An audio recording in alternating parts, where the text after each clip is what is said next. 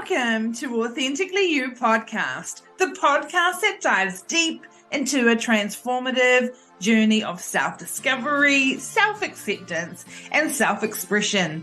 I'm your host, Kirsty Hankin, and I'm here to guide you on a path towards embracing your true, unapologetic, authentic self. In this podcast, we'll embark on a quest to uncover the secrets to breaking free from societal expectations, shredding the masks we wear, and stepping into our own power. Each episode will explore the questions and challenges that our listeners face on their personal journeys, providing practical insights and heartfelt advice. But it doesn't stop there. Authentically You Podcast goes beyond just answering your questions. We're here to introduce you to a diverse lineup of incredibly knowledgeable professionals who will share their expertise, wisdom, and experiences. We'll bring you thought-provoking interviews that will inspire and empower you. This is Authentically You Podcast, unleashing life on your own terms.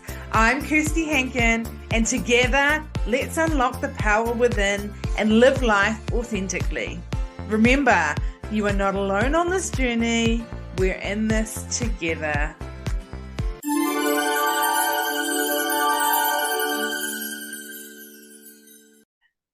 Hello, and welcome to Authentically You. Thank you so much for being here, and I know that you're going to get some good gold nuggets from today's episode.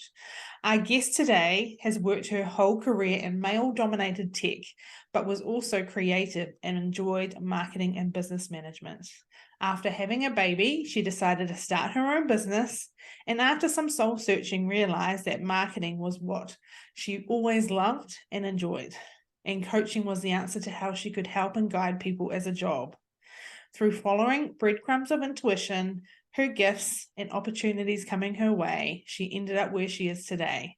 This involved a lot of spiritual work and learning more about her spiritual gifts and how it helped her uncover people's blocks and resistances within their businesses. In her journey, she's learned to attract the right people, not to leak energy by trying to be someone else or fitting in a box, and create deeper connections with people. Welcome to the show, Julia. Thank you so much for being here. Thanks for having me. I'm so excited to hear your journey and where you started and where you've come to now.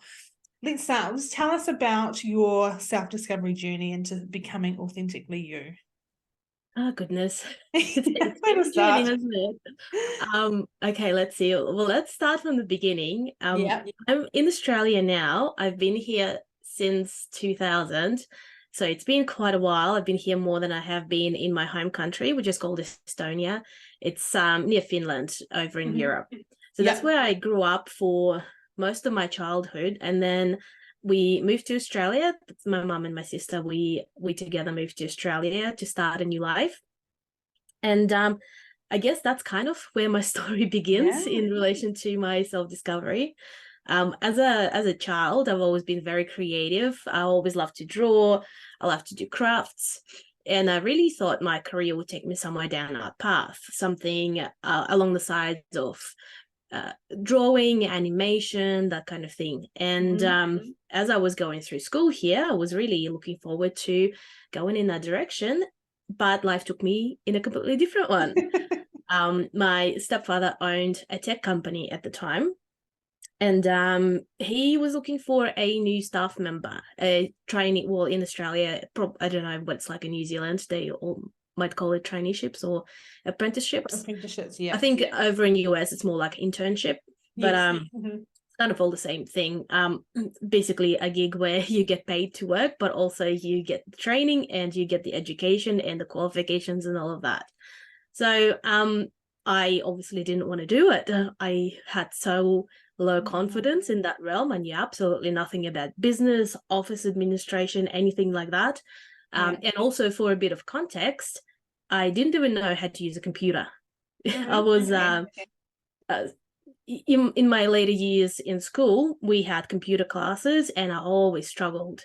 I didn't know how to turn the bloody thing on. It also didn't help that here in Australia, they like to use Apple computers, but whatever experience, very minimal experience I did have was on the PC. Yeah. And over in Estonia, we didn't have internet back then. We had one computer and I only knew how to play solitaire on it. That's about it. So it was a different world to me. I didn't even know why they would even ask me. I had absolutely no experience or even desire to do it. Yeah. But being as they were, and my mum being very driven to set her children up for success in something, so she convinced me. And I'm like, okay, well, I'll give it a go. So I left school. I had all the intentions to finish year 12, but I left after I finished year 10 to start my traineeship. And that was a big and quick journey in learning everything about everything. Yeah. I learned how to use computers. I became very quickly the go-to person in the office to go and fix all the printers, any apps or anything on the computers that weren't working. Wow. Yeah. Growing up, me and my sister always liked to tinker with things, like the predecessors to PlayStation, that sort of thing. We always like tinkering, fixing cassette players and all those things. Yeah. I used to love playing with like Meccano sets and all the tech stuff. And now looking back, it makes sense. It makes a lot of sense. But back in the earlier days, I thought I was very technically challenged. Yeah. But yeah, it was a quick sort of learning curve, which I realized came really easily to me. I didn't really expect that. So I didn't struggle at all with the process of business administration, with paperwork. I absolutely loved it. I loved the tech, loved tinkering with things, loved organizing and planning and putting systems together, that sort of stuff. And I very, very quickly, within a couple of years, I really climbed up the ladder, took on more responsibilities, bigger positions. Awesome. I think within 4 years, I've gone through all the way up to diploma in business as well as marketing diploma, because I just really discovered this world of self-study. Yeah. And I was just learning. I was learning and working, basically learning, implementing at work, learning, implementing at work, which is the great way to do it because you get to test it out. Yeah. So I tested out all of the different marketing things. And back then, it was no social media or anything like that. So it was things like TV advertising, newspaper advertising. So I've tested it all. Basically, being a small business, you don't have a huge budget. But when you're creative, you can do bits and pieces of what big budgets can do. You can do some market research. You can do a little bit of radio advertising and things like that. So I've really dabbled in everything. And as I was going through, I thought that wasn't enough. So I wanted to do more marketing, more sales and things like that, and started understanding more about tech and the systems that we were selling as a company. And the technology was moving at a rapid pace back then too. So businesses were really investing in the higher end systems. So I wanted to learn more about that. That's how I got more into sales. And that was kind of one of the first things that, I guess, I wouldn't call it a stumbling block, but some of the blocks that I had to overcome in my confidence, because I fully knew that I was able to put together the right solutions for the customers. But when back then, how I would have been very early 20s, maybe even not that. I think I started about 17 in my career. So it was probably like 19, 20, 21. I started going to see all of these managers and CEOs of companies that we were dealing with, and I'd be selling them solutions that cost $20,000 like back then. That's a lot of money. So you can imagine a young girl in a tech industry, unheard of, coming up to a CEO of a company and say, hey, well, this is a great solution for your business. This is what we can do. It's going to cost you 20 grand. And you know what? They listened to me and they signed up. Nice. And it was so easy. I'd have like 80% closure rate on all the sales calls and things like that. It was going great. The company was expanding, started hiring more people. And then obviously industry was also expanding, so more competition. And that's when my confidence pretty much dropped again. Okay. more competition started coming across, and obviously I started losing some of the sales because some people would say, well, we can do it cheaper. Yeah. And it was like, okay, so maybe I'm not good enough, maybe I'm not convincing enough. So it was all like, why would they listen to me? I'm just a young female in the tech industry. So I had to work through a lot in there, and that was way before I knew anything about mindset or anything like that. So you can imagine how much stuff goes on in your head, and you have to work through it when you don't have the tools or the knowledge how to actually approach it. And basically that sort of went on as I, grew more confident and I learned more about the industry. What was happening also, as a company was expanding, we would hire more people, and some of the engineers that we would hire, they would be way older than I am and way more experienced in the industry in terms of the years in the industry. But what I found, because of all my learnings and dabbling in all of the different areas, I had actually a very good overall view of what was happening. And that is still to this day is one of my strongest points as a person working in this industry. So as that was happening, I was trying to lay the law down to all of those men that, no, this is how we do it now. The technology has moved in this direction. This is what we're going to do. And there would be so much resistance, because who's this chick who is so young, so like very few years experience in the industry, telling me how to do my job, pretty much.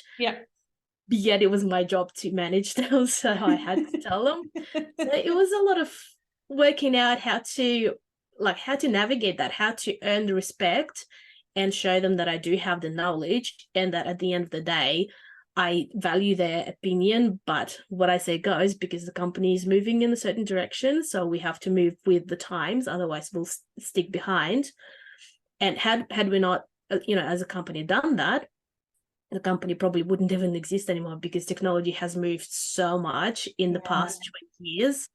I've been in that industry for 21 years now. So that's even when I walk into the jobs now, because I still do that sort of work, people will look at me, and then when they find out how long I've been in the industry, like, they can't believe it. It just, people don't stay in the industry for that long. But that's kind of how, like, navigating, the self-doubt, establishing your name in the industry, and trying to show people that you do actually know things. And I was doing more and more of that. I then decided that I wanted to learn more about the actual technical side of things, so I could go out and do the work. So I did that. I don't know why, but I did. And just as well, because then we had trouble with our engineers, like a lot of turnover with the people, like more competition. Everyone started moving around different companies, and we really needed more consistency as a company so that we could keep going while we were waiting for new people to be recruited. So that was great, and I loved it, and I still do it. So it's like, I really, really enjoy that sort of work. It's challenging, but I also have been doing it for so long, and because I've been in all the different roles in, like, sales, project management. I don't know, are you aware of NBN broadband in Australia? No. It's I have actually, no, I have heard of that. Yes. The government national broadband rollout, where they have upgraded everyone to super fast internet. So I was involved a lot in training people for that, managing the training project for a lot of the techs Australia-wide. Because as I was doing more and more technical work, I also decided, well, why not get a teaching degree so that I can teach it as well at the college? So I did that. And I've been doing a lot of training, what we call post-trade. So it's not like at school or university. It's more like private training companies. It's still national qualifications, but they're like private courses. So we did a lot of that. We had a sister training company then for a few years. So it's just been like one thing piling on top of another. And as I learned more, I became more confident, and then I knew the right things to say to people, so that whenever they would see me and they would have doubts, or they would make a comment, it's like, oh, are you an apprentice? I'm like, no, this is my apprentice, the one standing next to me. So it's just like knowing the right things to say. If like another person, or like person on site or someone I'm working with, or like some sort of a colleague would make some sort of a remark, I'm like, I've got enough confidence for 10 of us now because I've done it for so long. I know all of the different parts of the network, of the industry. I've been involved in just about every one of them. And that's actually what's missing in people's lives at the moment, the ones that actually get this work done for them, because they've got no idea what's going on. You got 10 different people coming up to do one sort of a connection for them, and they don't know what's going on. They don't know what's wrong when things go wrong. They don't know who's coming next to do what. And then I walk in and they're like, can you explain to me what's happening? And I put it all into this clarity perspective and explain to them all the different parts. They're like, why couldn't anyone else tell me that? I'm like, because they don't know. They just know their bit. Yeah. I've been doing this for so long. I just know. Yeah. And that was one of the things back a few years ago, when I would talk to people and I would give them like free advice and clarity and things like that over the phone. And I'd always be thinking to myself, geez, if I could monetize that, that would be awesome. Like if I could monetize a service where I just guide people to make decisions, to figure out what they need or how they need things to work, that would be amazing. But I've never found a way to monetize it for that business. And fast forward a few years, and we decided to start a family with my husband, and I had a baby, and my full intention was to have 6 months off, come back to work, and everything went back to normal. But anyone, like any of the listeners, if they have children, they know that whatever you think is going to happen is not what actually happens. Yep. So when I came back from maternity leave, like I love working. It's not like I didn't want to come back to work, but things just didn't work the same way. The routine was different. The time schedules were different. All of a sudden, my work requires actually, that business requires traveling a lot. And I travel, 6 hours a day. So all of a sudden, I couldn't leave early and I couldn't come home late because there was a baby to look after. I had to feed him. I had to pump milk on the go in the car. I had a great setup there. I had my cooler bags. I had my chargers and everything. I had everything like so discreet so I could drive and do stuff. When you're in a car for 6 hours, you kind of make it your home. Yeah. So I did all that and I thought, this is just, it was my choice to do it, and I'll keep doing it as long as I need to, but there's got to be a better way. Yeah. So, but maybe 4 months after I came back from maternity leave, I just got one of those ideas pop in my head, to start my own business. And I never, all the way up to then, I knew what it's like to run a business because I've been managing and running it for so long. My stepfather pretty much retired many years ago, or semi-retired. I pretty much ran the company, and he just came in and out, did a bit this, did a bit that. So I've been running it for many years. Like I wasn't oblivious to what it's like to have a business, all the different challenges that come with it, decisions and all of that. And I never really wanted one of my own, but I just got this idea to start my own business. For some reason, I knew it was the right thing for me to do. And I just did. So I went, registered the name, registered the web domain.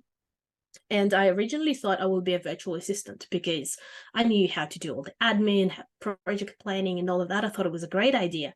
And then as I started looking more into it, it's like everyone was a virtual assistant. And I signed up for a few business courses, and that's when my business development thing started. I've discovered this world of help, because up until this point, I didn't even realize there was a coaching industry. So I was like, wow, all this help available, and I already know all of these, but there's so much more I can learn, and different perspectives, different ways of doing things, and the mentors to sort of help you along the way. I'm like, this is amazing. So I started doing all of that. And then I thought, well, this virtual assistant thing just doesn't feel right. Like I don't want to just do a task for someone. I want to help someone like I do with the other business, but even a bigger impact, where like my work actually makes a big difference to the business. It's more like help, like advice and help, and taking over projects, because I've been running businesses for so many years. I was no longer used to just doing a task. I was used to taking over a project and working on a project. Yeah. And like I've done that for other companies as well, as like subcontractor through the company, like those NBN projects, sort of national training arrangements, like that were big projects. And yeah, I just like to have some ownership of the work that I do. And after talking to some mentors, and they said, well, just get on the phone and start talking to people. I'm like, well, that's a silly advice, but okay, I'll do it. So I said in some Facebook groups, okay, who wants a free call to talk about business funnels and things like that? Because that was something I was really interested in at the time, because I discovered this whole automation world. And I got on the phones, and every single one of them were asking exactly the same questions, nothing to do with funnels. It was more like about business, getting clear on certain things, bringing in the clients and all that sort of stuff. I'm like, well, this is really how you go about it, and help them through that sort of getting clarity and getting their head around different things. And afterwards, as in retrospect, I was sitting there and thinking about it. I'm like, those were coaching calls. Yeah. They weren't just conversations. Those were coaching calls. And if I can do that forever, I would love to do that forever. And I realized that this is pretty much what I've been helping people in my other business when I was giving free advice on the phone, but aimed more at business management and growing the business rather than the tech side of things. And that really was what I do, and I could monetize it. I'm like, this is amazing.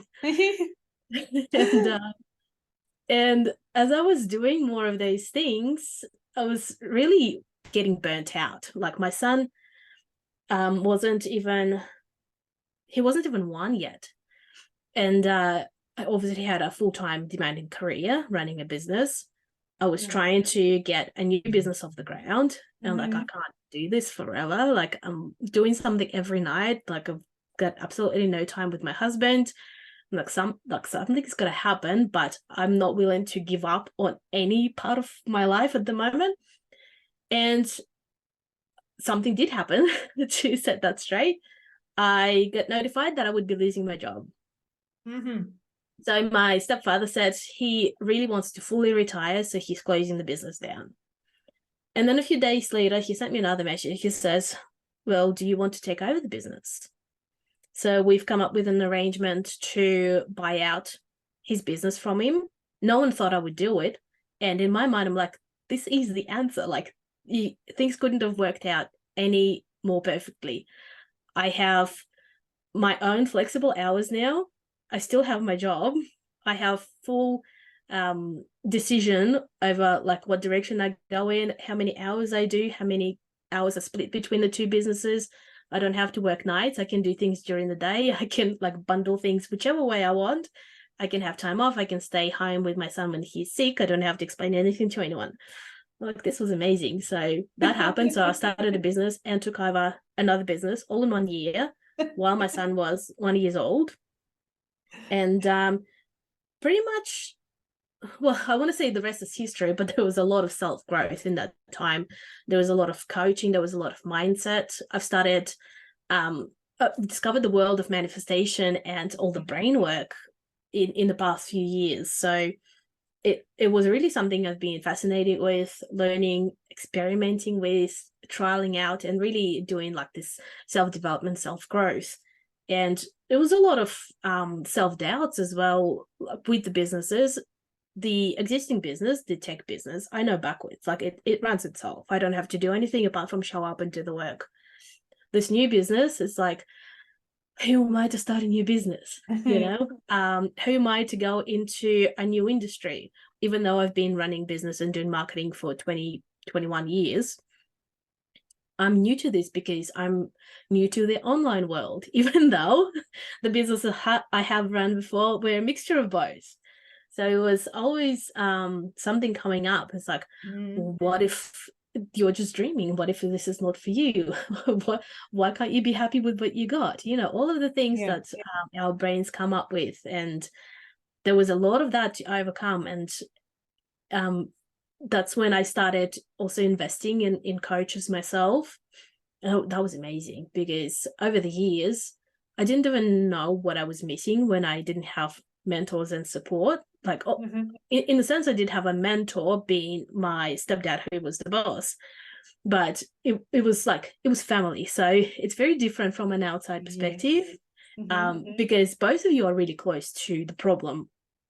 And I just remember for years and years, I always thought if there was like some sort of a mentor that could guide me, because you hear people talk about, I had this mentor and they really set me on my path and so on and so forth. I'm like, where do they get these people? Like, where are they? Get one. And it was just like, at times it was a struggle, because you kind of try to figure out a problem through your own brain, and you just don't see what you don't see. You just don't understand things. And then like when I started this business, the new business, the marketing coaching business, I obviously got into the coaching world myself, helping other people, and I got mentors myself. And the first few months with my mentors, it was just all mindset. I'm like, this is amazing. Why didn't I have this before? Like, it just makes it so much easier to get out of your own head, have someone give you perspective. You wonder about, your pricing and whatever, and they say, well, who's to say they won't pay that? Like, how much have you paid for something versus someone else? Like, all of these things, mentors are gold. Like, good mentors are gold. And of course you can go by without them, but I've done both, and I know it was so much more struggle and slower growth, and just stress. Like, it's really just stress. You sort of harp it when you have someone else, tell you that it doesn't have to be that way. Like, you will get past it. A lot of people go through it. It's like that thing where you think you're the only one struggling in something, and they say, no, this is very normal. And then you're like, oh, okay. Because back in the past, I thought, well, you can't share this information with anyone. It's very private, because if they know, they'll think you are a fraud. And now it's like, I tell you all the things. You tell me that my brain is just playing tricks on me. And they're like, yes, it's playing tricks on me. Like, awesome. So it was like the last couple of years, well, in business, the last couple of years, in personal growth, the last 4 years have just been like from here to here in just a short period of time. It was just awesome. It was just amazing. But that's it really, like, going through life, just navigating challenges and self-confidence, and just blazing a path for yourself. If you have people there that can help you along the way, that can cheer for you, that can see your gifts and help you, encourage you, rather than say, no, that's not going to work, and really trample all over your confidence and give you a lot of self-doubt, that's really what makes the process so much easier and so much quicker. Yeah, I agree with that. There's coaches, but there's coaches for everyone. So there's coaches for people that want to be, told exactly what to do. There's coaches that'll guide you. There's coaches that'll be nice and friendly and but keep you accountable. There's coaches out there that'll swear at you if you need to be sworn at. And you just need to find the right person for you. And they'll be out there. There's plenty of us, isn't there? Yeah, I know. It's like when I first discovered the coaching world, I sort of thought, well, there's health coach, like fitness or whatever, or, swimming, those kinds of things. And then there is like business coach. And then there's confidence coach. There is something else coach. There's even, I was listening to a podcast the other day. It was IVF support coach. So a person who's not doing IVF or any sort of medical training, they just support women going through that period of time. And people sign up for that because it does help. Like, I mean, minimizing stress is already half the battle won. If you can invest a bit of money and help you navigate that, why not? There's I don't even know how many different types of coaching that I've discovered, but they all have their own flavor. It was actually one of the ladies from my mastermind. She is an astrologer, and she did like that's another like thing that helped me lean a little bit more into my gifts. She did like an audit for me based on my birth chart, looking at my socials and things like that, pointing out to me where I can speak up, where I can take things a lot deeper, because I'm a Gemini and Mercury is my sign, so that's very like knowledge driven sign, which I always knew, obviously, but putting it into business perspective, it was more like you can lean into that more. You don't have to be like very airy and surface level. Like you can actually, it's more authentic for you to go deep with your information than be very surface level and just I don't know, inspiration quote for today, that kind of thing, and sort of lean more into other sides of things. I'm like, this makes so much sense. Like it's how I feel, but now it's almost like permission given for me to express it in that way. So that was eye-opening as well. It's just all these little bits and pieces you kind of gather from everywhere and put it into your unique flavor, because there's so many people online these days and even everywhere. Like market is saturated everywhere. So how are you going to stand out? Like, I mean, there's 10 different supermarkets in town, 10 different petrol stations, but people still go to all of them. So exactly. I like the fact that you said, because that's what hit me one day. I was talking to someone about my blueprint, my human design blueprint. Oh, yeah. And sorry, that just came to mind. And she was just saying, you're this sort of person and you do this and I was like, yes. And you need to do this and you need to do that. I was just like, oh my gosh, it just gave me permission to go, oh my gosh, yes. Oh my gosh, yes, okay. I'm gonna amplify that now that I've sort of got permission to, that is who I am. Let's go. And it's crazy that we need that sort of permission, but sometimes we just I think it's just because there's so much noise online. You think, oh, well, they're successful and people like them for what you like in them. So if you want to be liked in that same way, you kind of do things this way. And also, I don't know if there's a scientific or a medical term for it, but when you're in a group of people and you spend a lot of time with them, you kind of all start sounding the same. You start using the same words and stuff. So I think it's a little bit of that too. You see certain people you follow a lot and you just by osmosis kind of absorb what they say, and you kind of start regurgitating the same thing without even thinking. So I think there's a little bit of that as well. And then deep down, your essence, like your unique flavor, but you just can't sort of pinpoint it down. There's like no clarity in that. You sort of need a little bit of tunnel vision in it. And when you start looking at things like that, either someone get it out of your head, like a coach, or with its human design, or some of those other Myers-Briggs and those kinds of things, and astrology or whatever else, like personality tests. Like when you kind of pinpoint it and you're like, yes, this is a word that describes what I'm thinking or what I'm feeling or how I want to sound. And it kind of just helps you channel it out so that you present yourself that way. But it's a journey to get there because there's just so much happening. Like we're just exposed to so much. And that's why a lot of coaches actually tell clients, obviously in more of a business world, they tell their clients to just go on a detox from social media so that you really can tune into yourself, how you want to sound, so you don't absorb everyone else's messages, topics and all of that. You really just listen to your own intuition. And whether it's like through human design, how you respond to things, or if you've got like spiritual gifts, you might have some sort of downloads and that sort of stuff. Because I've had a variety of things happen to me over the years, like the divine downloads, the intuition, the human design things where I'm a generator, so responding to things and sort of waiting for things and listening to the gut and all of those things. So it's a journey, but then again, wouldn't be boring if we knew all the answers.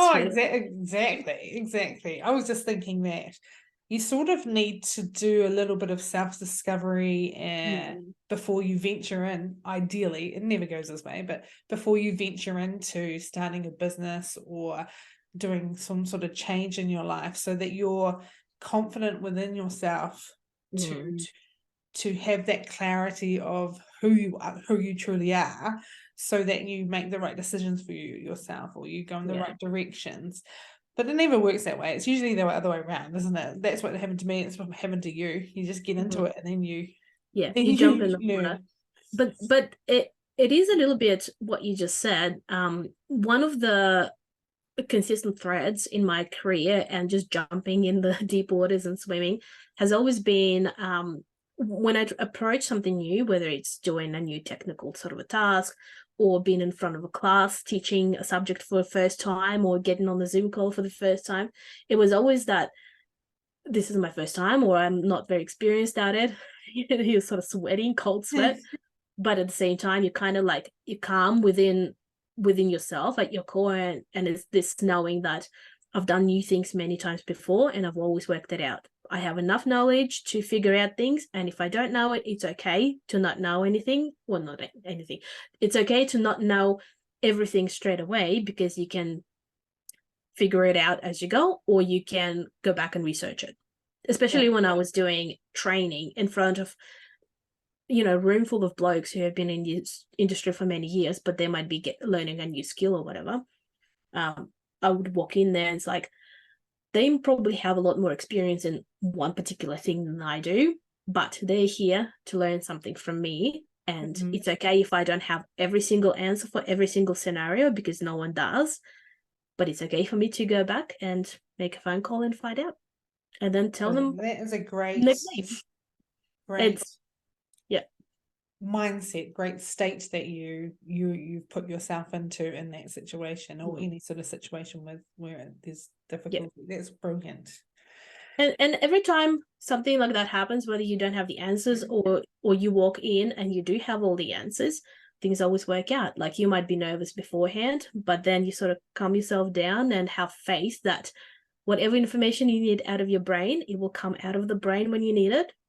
And you just go in and do your thing, and it always works out. I don't think I've ever had a class, a job or whatever, where it was just a disaster, fell apart, and I just had to walk away, like not once. And I've been doing things for 20 years.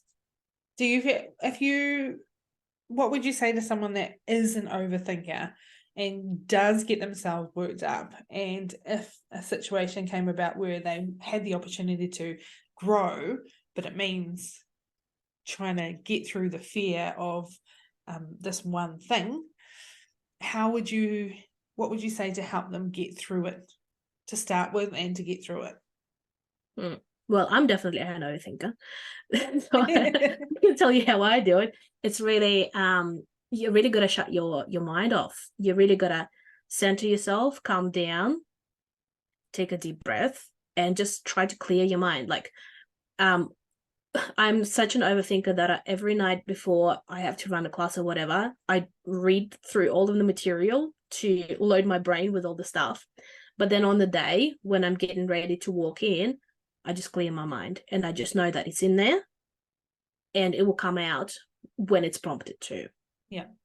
And it's really because when you're overthinking, when you're stressed, your body goes into this fight or flight mode, which means your brain doesn't get any energy to it.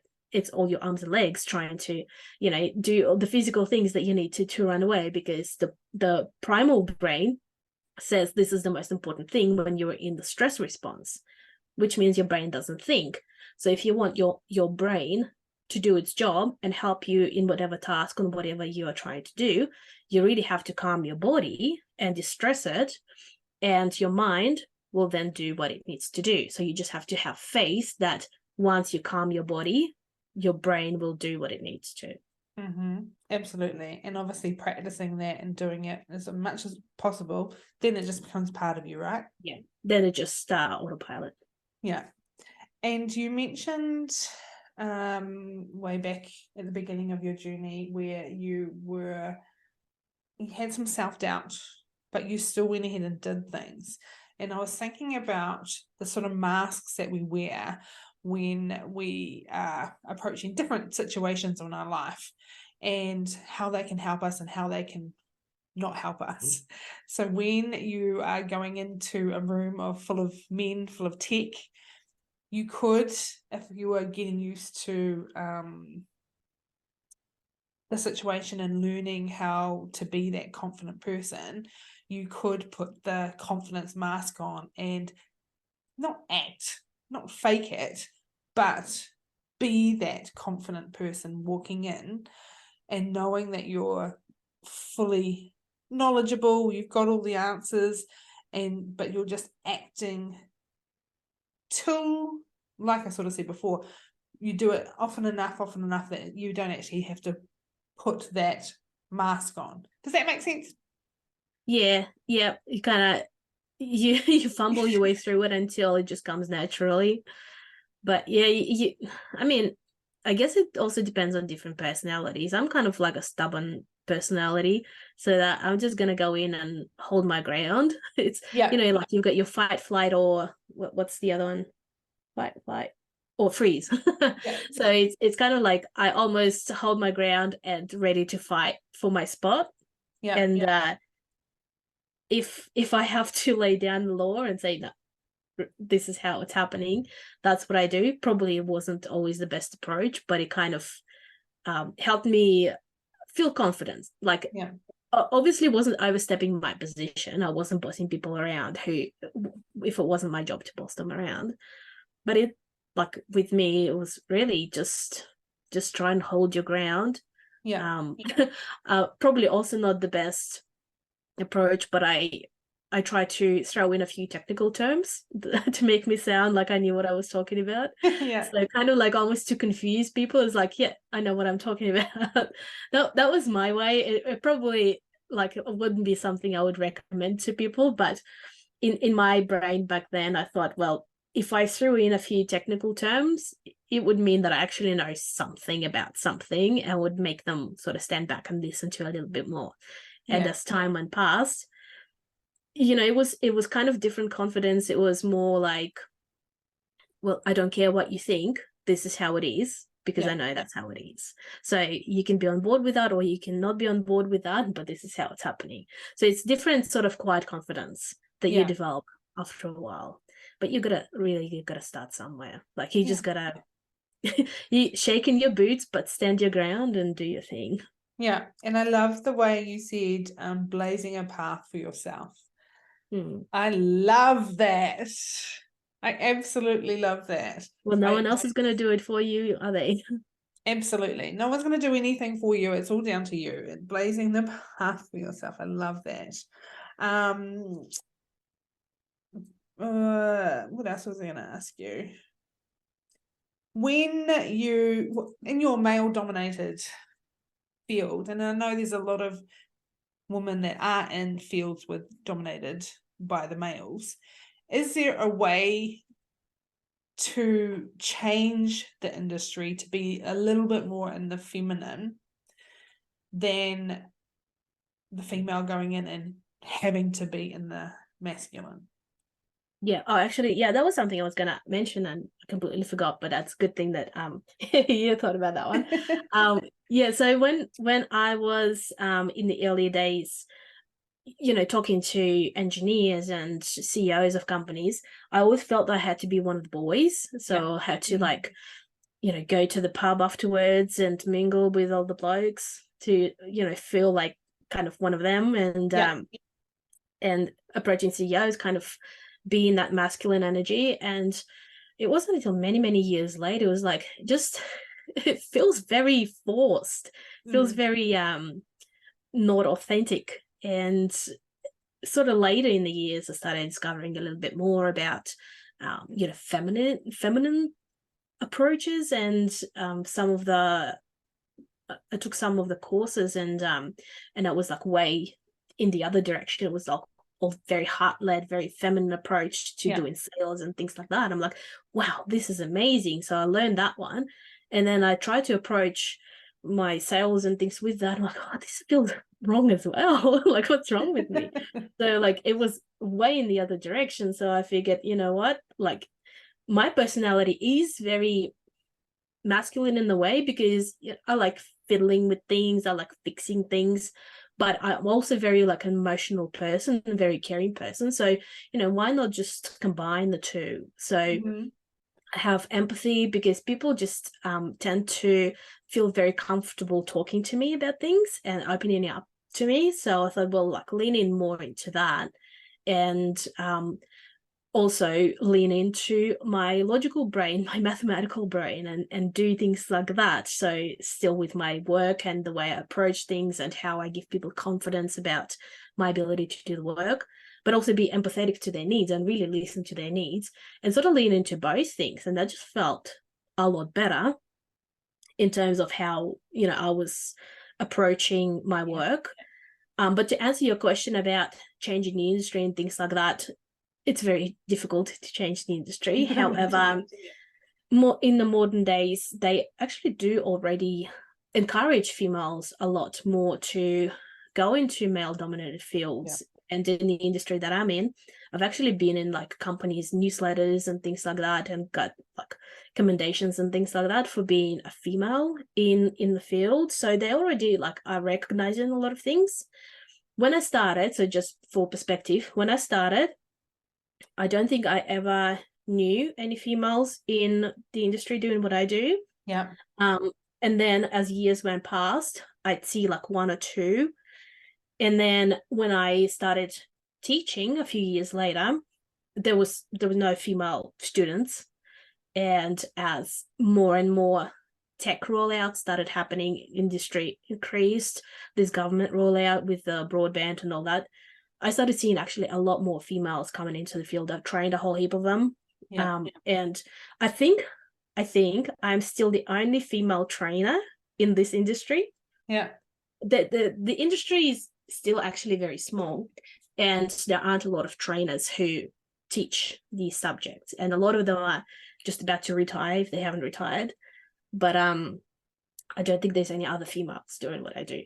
There's females doing the tech work that I do, but I don't think anyone teaches. So there's still a lot of room for improvement, but it's come a very long way, because I've seen it how it started when I started, when I would walk into the job and people would say, what are you doing here? Like, I'm doing the job. Are you? Do you know how to do the job? And they would always give me this weird look. And now I walk into the job and they're like, thank God someone's here who's going to be able to fix it. Like 3 men were here before. I have full confidence in you. And usually, I'll sort it out. If I don't sort it out, I at least can tell them like what's wrong, because I can tell like if it's not my part of the things that I'm not by law allowed to touch, because it's someone else's job. At least I can tell them like this is why it's happening and this is what they need to do to fix it. But they're like, well, thank God you're here. Like, so like it's a lot more accepted. Like I don't really get weird looks at all anymore when I walk into the job. In fact, it's where before I thought it might have been a disadvantage being a female and a young female in the industry. Now it's actually an advantage, because one, I can do the work just as well as anyone else, if not better. But people remember me as well, because there aren't a lot of females doing what I do. And someone will say, oh, this young lady came to do this and this, and everyone knows who they're talking about because I'm the only one doing this sort of stuff around here. So I've actually built up a name for myself in the industry. A lot of people know me.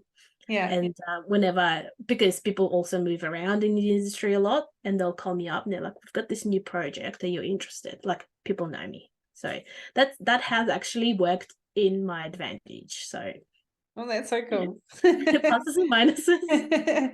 And in your trainings, are you dropping any sort of feminine things in there for them to go into the industry a little bit more feminine? Well, no. Like governments, they've been doing a lot of like encouraging women to be in certain male-dominated positions. Like a while back, there was a big campaign to get people into the women into the army and women into trades like electricians and all that sort of stuff. So there have been a lot of campaigning to get women into the industry. So there's already interest.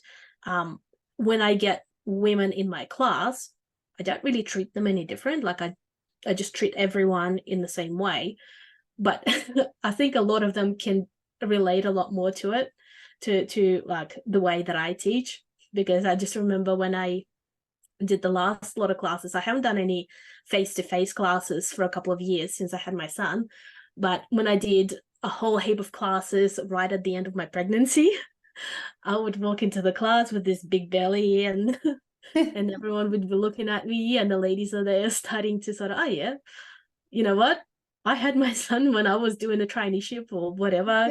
And like, yeah, I can relate. So like they can relate to not so much the female things, but the things that we have to take on as women. So raising children and thinking about the household and all that sort of stuff. So I think they probably feel more comfortable than in the class when they like, yeah, no, what you're talking about. Yeah, I just have to duck out at lunchtime to, you know, call daycare and make sure, you know, my child's okay, you know, those kinds of things. So it's just things like that men don't think about.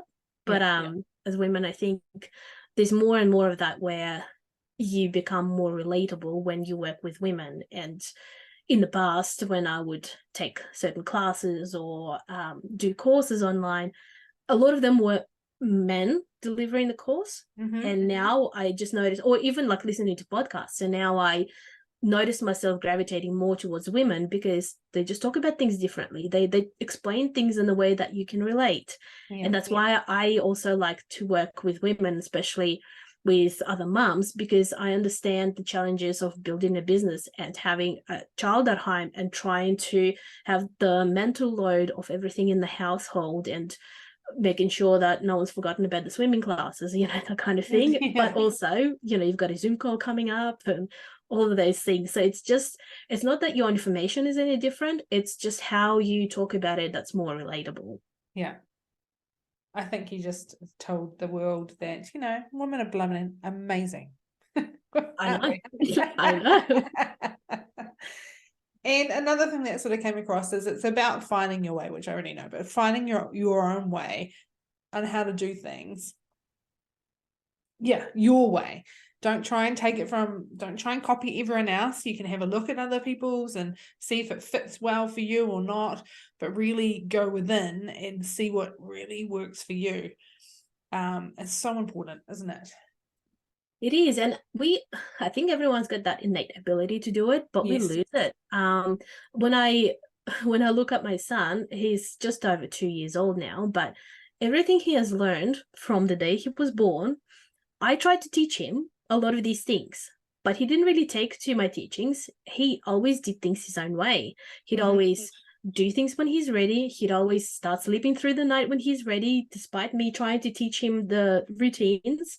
He'd settled himself in bed when he was ready. He started talking, repeating words when he was ready, and did it his own way. So you might guide people, you might create an environment for certain things, certain opportunities. Obviously, you expose people to certain opportunities, but ultimately you just find your own way. You have a go at things when you feel like the time is right, and you take those first steps. And it's the same thing in any part of your life now, whether it's business, personal life, relationships, whatever. You have that innate ability, but you just confused and distracted by everything else that's out there, and you just try to repeat what someone else has done without really tuning into yourself and listening to, well, what's right for you? How does it feel for you? Is this the right step for you? Because regardless, someone else's journey is their journey. Absolutely. And that's where some people get a bit lost, because they're like, why is it working for them and not me? Why I'm doing exactly the same way as they're doing.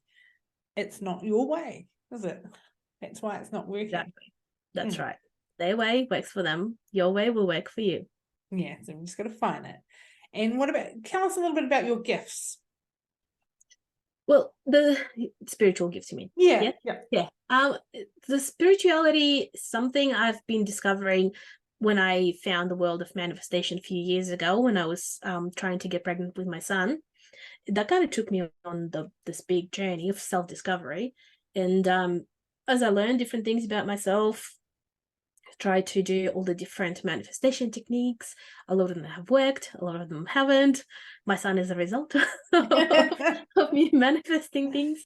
But as I've been and the same thing with, you know, the journey and doing things your way, as I slowed down on learning what everyone else is talking about and started really listening to like what feels right for me, like what's coming to me, I just started realizing that I kind of have the knowing and like either sort of knowing or hearing things that guide me in my direction, and different body emotions and like body feelings where like I might come across something that's very profound.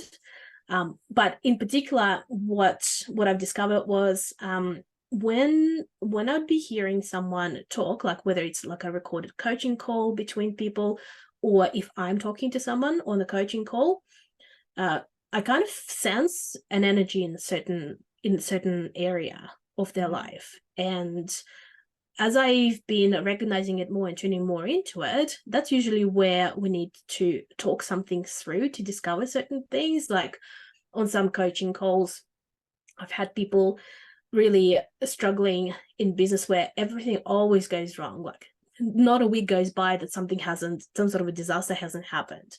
And I'm like, that doesn't make sense, but I sense there's something in your presence where you are now, like where you live, it just isn't right. And there's yes, we've been thinking about this, and I wasn't sure if I was going to stay here, and I was going to move, and then I wasn't going to move. I'm like, that's why your business isn't working, because you don't know if you're going to be here or not. Yeah.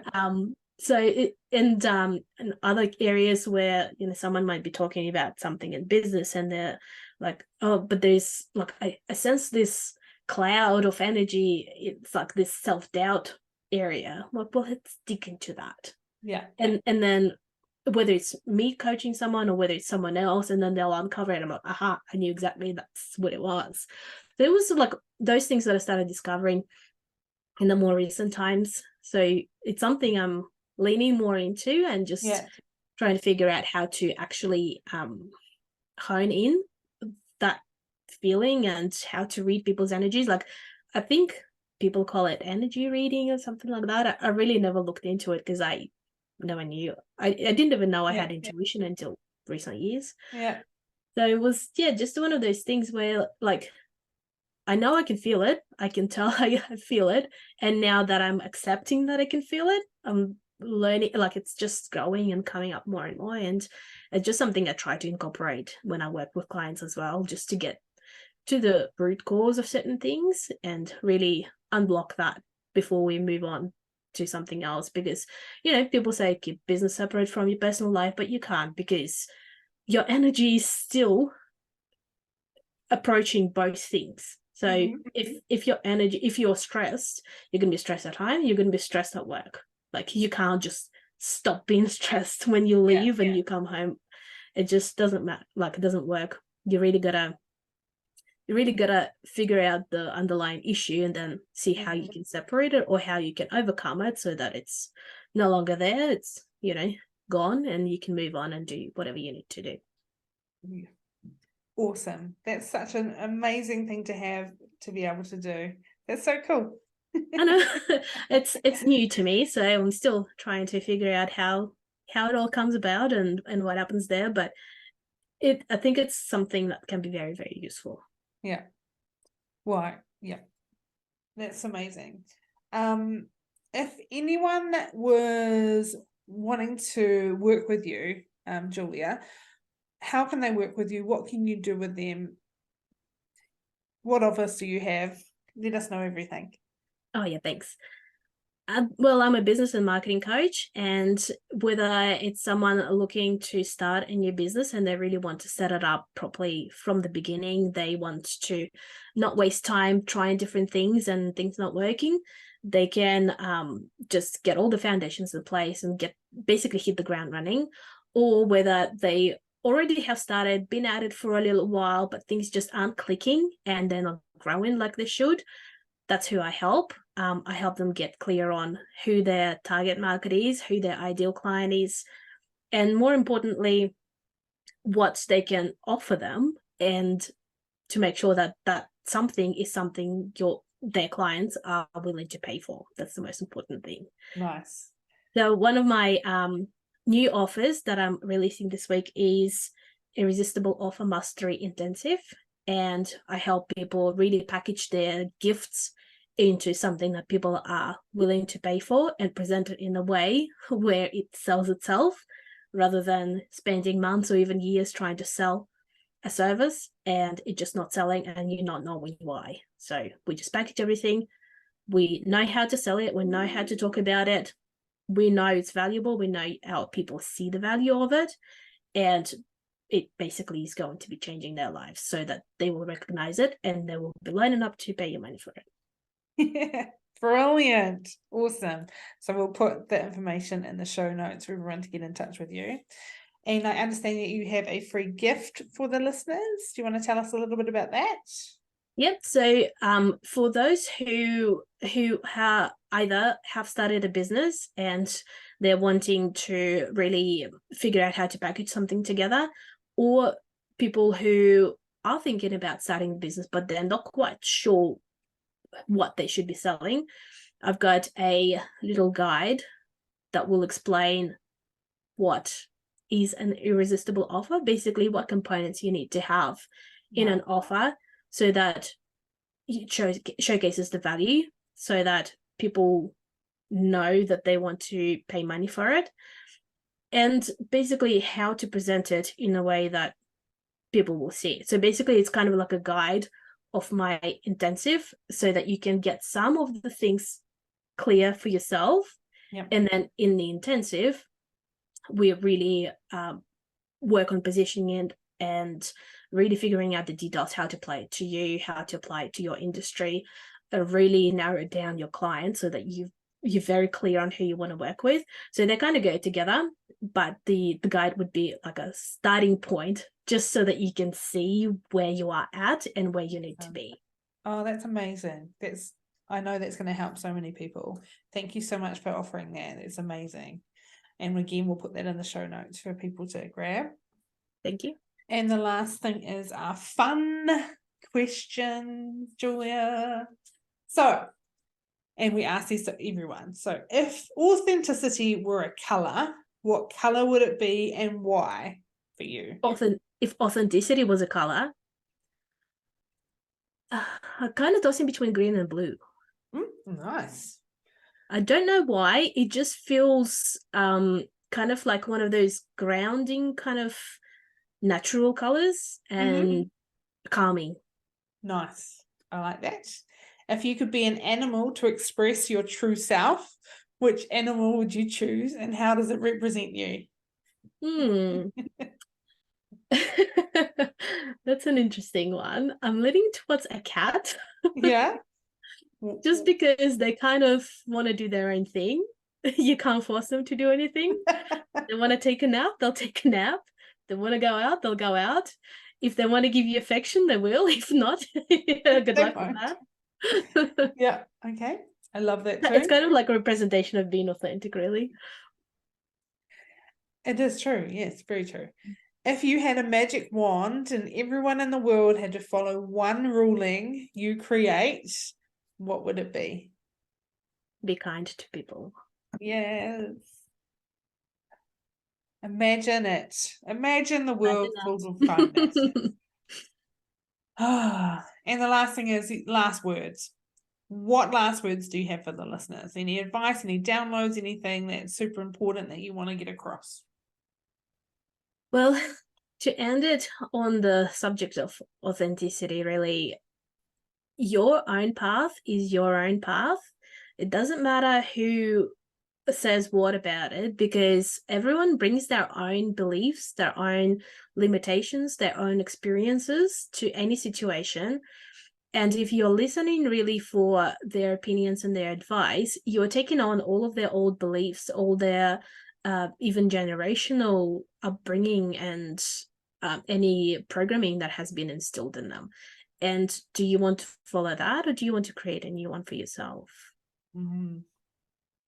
Very nice. Thank you so much for being here. I really appreciate you spending the time with us and all the information and sharing your wonderful journey with us. It has been an absolute pleasure having you here, Julia. Thank you so much. Thanks. And everyone else, I hope you enjoyed it and taking a lot from it. And we will see you in the next episode. Bye for now. Bye.